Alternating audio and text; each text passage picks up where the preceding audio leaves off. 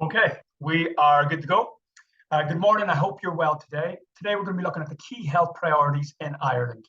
We're going to be looking at the major chronic diseases in Ireland. And in particular, we're going to be looking at the risk factors that are driving those chronic diseases as a basis for our key health priorities.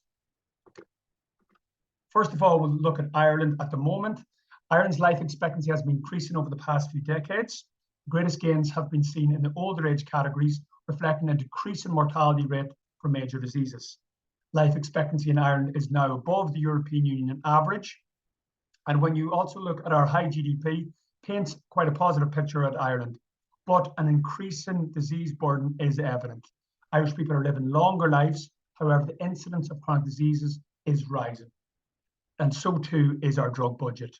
Lower socioeconomic areas are have the highest rates of chronic diseases, especially the traveling community and areas of deprivation.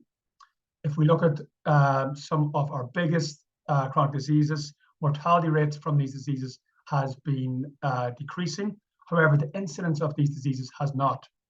The prevalence of chronic disease in the population continues to increase, and that is due to a reduction in mortality from chronic diseases, but also due to increasing incidence of chronic diseases in the population. We know that these chronic diseases tend to manifest later in the adult life. However, we know from the data that they begin in childhood. Many of them begin in childhood and develop throughout the lifespan. So if we look at the global burden of disease data in 2019, we can see that the leading chronic diseases in Ireland are ischemic heart disease, lung cancer, COPD, lower respiratory infection, and Alzheimer's disease. If we dig a little bit deeper into that data, we can see the risk factors that are driving those diseases. And they are tobacco, high blood pressure, high body mass index, dietary risks, and high fasting plasma glucose, making up the top 5 of those risk factors. High blood pressure in Ireland, we know that 60% of people aged 45 years and older had high blood pressure from this data back in 2018. And we know that that number is on the rise. Worryingly, the majority of men and women with high blood pressure in Ireland are not being treated for it. If we look at another one of those risk factors, overweight and obesity, we can look at this data from the World Health Organization in 2021, and we see that 1/4 of adults are obese. A total of 61% of adults are overweight or obese, 66% of them male, 55% female. And we know that from evidence across the globe that overweight and obesity has been on a steady rise in the last number of decades. In the absence of an official diabetes register, estimates have been taken from Scotland. What we do know is that diabetes is a disease, type 2 diabetes is a disease on the rise here in Ireland. And it is estimated over 200,000 people are living with diabetes in Ireland at the moment. And it's also estimated that over 100,000 are living with undetected diabetes and untreated at the moment.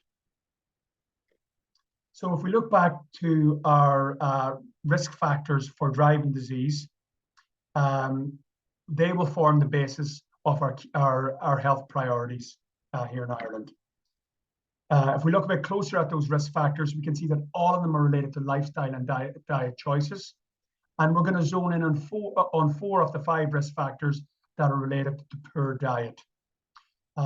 We know that by increasing fiber, we can improve high blood pressure, high BMI, high fasting blood glucose, and dietary risks. So let's look at fiber consumption as the focus of our priority here in Ireland. How are we doing with fiber? Ireland's recommendation is for at least 24 to 35 grams of fiber a day. However, 78% of the Irish population are not hitting even 18 grams of fiber a day, and 37% aren't even getting a minimum of 12 grams per day. So this is a worrying sign for the dietary patterns here in Ireland. We know that from many studies that have found that people on high fiber diets have reduced risks of certain diseases such as cancer, coronary heart disease, obesity, and possibly diabetes. And we know that these are the major diseases in Ireland at the moment. And the reduction is done by reducing the underlying risk factors of these diseases. Also, by increasing the consumption of dietary fiber, we know that that's a critical step in stemming the epidemic of obesity found in developing countries like Ireland. The Health Service Executive of Ireland recognises this and has put a real focus on dietary choices in their priority programs. And indeed, they acknowledge that it is our greatest challenge, change in lifestyle and dietary choices. So in conclusion, tackling the leading risk factors disease can help lower the burden.